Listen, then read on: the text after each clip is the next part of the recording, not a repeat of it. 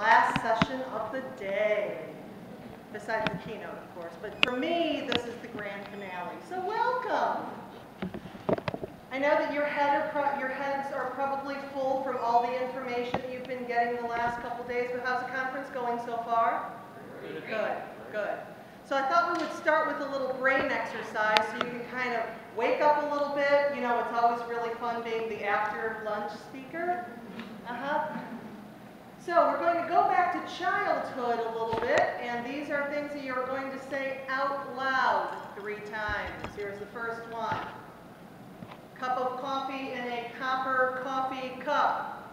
Cup of coffee in a copper coffee cup. Cup of coffee in a copper coffee cup. Cup of coffee in a copper coffee cup. Cup of coffee in a copper coffee cup. Did we do okay on that one? Yes. Let's move on.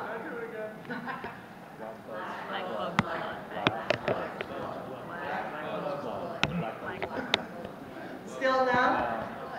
Okay, well then we have the most famous one of all time, which you all know.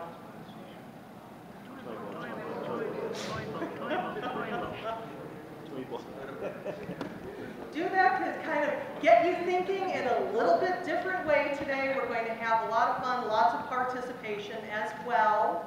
So we'll be learning not only from the wisdom of a lot of the research that I've done, but also the wisdom in the room, because I know that you guys have a lot of wisdom out there.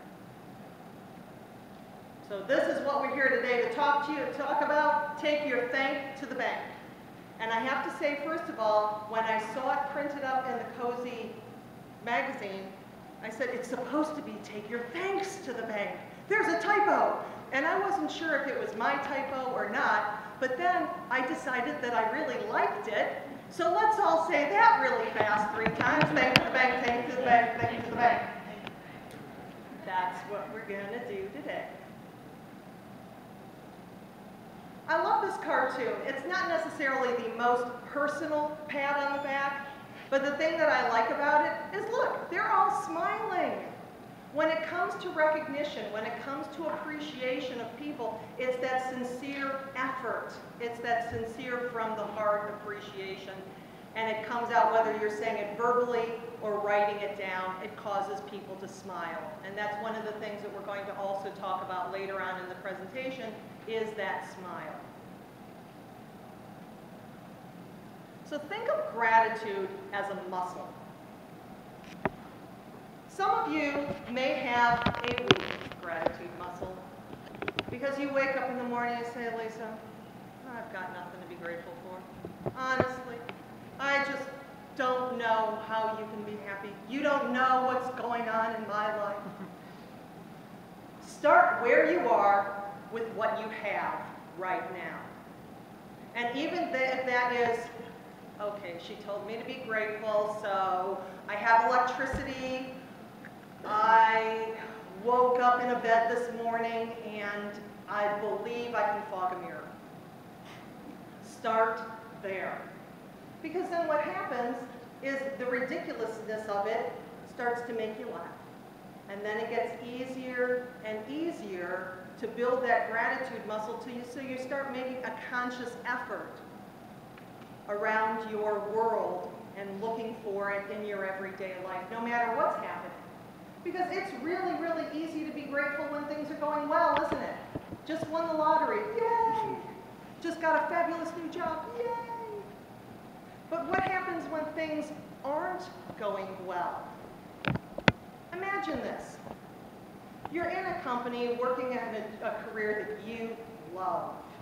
Maybe you've just closed your biggest sale of your life. Maybe you just finished a project that you've been working on forever for this company and you're feeling so good. So you get invited to an organizational announcement.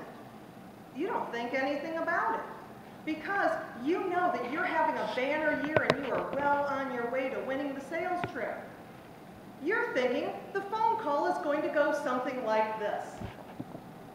And you're feeling pretty good. However, the phone call kind of goes like this. Yeah, the company is going through severe financial problems right now. We're going to lose $10 million this year. Your position's been eliminated, effective immediately. Please stay off the phone so our outplacement firm can call you, and we're not going to answer answer any questions. You're going to have to wait till you get your package from FedEx, and then HR will call you. Goodbye. How are you feeling now? Are you mad? Scared? Sad? Well, this is what happened to me on October 12th, 2010. Have you ever had something happen in your life that you just can't believe that you are hearing the words that you are hearing? I'm on the phone listening to this phone call thinking, this has got to be a dream. And I wanted to hit myself, to wake myself up. You know, in those really horrible dreams where you can cry your eyes open and force yourself awake. And it wasn't happening. So I said, and I'm sitting at my desk literally trembling from head to toe, and no idea, because of course the second that I got canned, they cut off my Lotus notes. So not only was I fired, but I was abandoned. So I said, okay, the only thing that I can think about right now is I have to find some way to get to gratitude, because I had been keeping a gratitude journal for almost a year to the date. That was my reward. So I sat down, I said, okay, go into the silence. What can I find to be grateful for about this situation?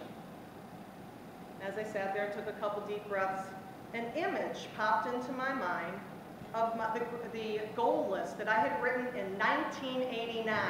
Of course, I wrote it when I was 3. Number 1 on the list, buy a house, check, ready for that. Number 2, become a professional motivational speaker. Number 3, write a book. It was at that moment that I realized that the universe had much bigger plans for me than I had. Because I would get all cocky. I'd be like, oh yeah, I'm going to quit this job. Robin knows. We would have these conversations together. I'm going to quit this job. I'm going to build up my speaking business. I'm going to walk away from all this. Oh yeah, no. When you're making really good money and they're giving you a company car and paying all of your expenses, including not having to buy gas for 7 years. 93, put it in, yeah. No, I didn't do that, I would have gotten in trouble. But you don't walk away from that. So when the decision was made, there are 3 choices that you have. And what would you do? 1, do you wallow? I can't believe I'll never find another job in this economy. I don't know what I'm going to do. And then you go to networking events, right, with 100 copies of your resume that if somebody says hi to you, you just start handing them out. And you wallow. 2, you choose the status quo. You go out and you get that other job. Maybe it's the same. Maybe it's better than the job that you have. But it's still what you were doing, so you're maintaining the status quo. Or 3, do you look at your life, see what resonates with your heart, and decide to go for it? Well, thankfully, I decided to go for it, and I'm very blessed that I have a very supportive husband that's allowing me to do this. But when things in our life happen, it's trying to find that way to get to gratitude, and when we start where we are and start to build up that practice and strengthen that gratitude muscle, it makes us so much stronger when things, the unexpected, comes at you. Life comes at you fast, I've heard it said once or twice. So the gratitude journal. This is something, it can be a fancy schmancy journal like the one up there, or it can be like mine, which is the one on the other side, notebook, paper, and a binder. I wake up in the morning, I write down 5 things that I'm grateful for. It takes a couple minutes. But what it does is it sets the precedent of the day. And a lot of times I'm grateful in advance for the day. For example, today when I was writing down my gratitudes, I wrote, I am so grateful that I rocked the presentation at COSE today. You can let me know later if that happened. So why are we starting a business presentation with gratitude and the gratitude journal? Because frankly, if you can't get to gratefulness on your own, your clients aren't going to see it yourself. You can't give out what you don't have within. So right now, we're going to take a minute, literally. You're going to turn to your neighbor, and if there's 3 of you together, you're going to share either 1 or 2 major things for which you are grateful for right now. Could be business, Could be personal, but whatever you want, turn to somebody close to you and just share one or two good things. I'm grateful. I'm grateful for my family, 2 beautiful daughters, a beautiful life. I'm grateful for my career. I enjoy what I do, not every single day, but on balance, I enjoy that. And I am grateful for all the wonderful people I've run into in my life. I love that. Yeah. Well, we're just sharing one good thing. Amazing. Teaches me more than we teach her at this point. Isn't that right? And as well for being able to do something I love doing where I make a difference. Okay, about 15 more seconds. Great. So, and I'm Robin, by the way. Mike, nice to meet you. Easy to forget about that stuff too in the day-to-day. Well, thank you for sharing. Thank you. And come on back. So do you feel just a little bit better now? Have you taken the time to verbalize before today to somebody something good that's going on? This is an excellent way to start your day. Not only the gratitude journal for yourself, but if you have a company and you have employees, why not start a meeting with one good thing? Have everyone go around the table and just share a success or just one good thing.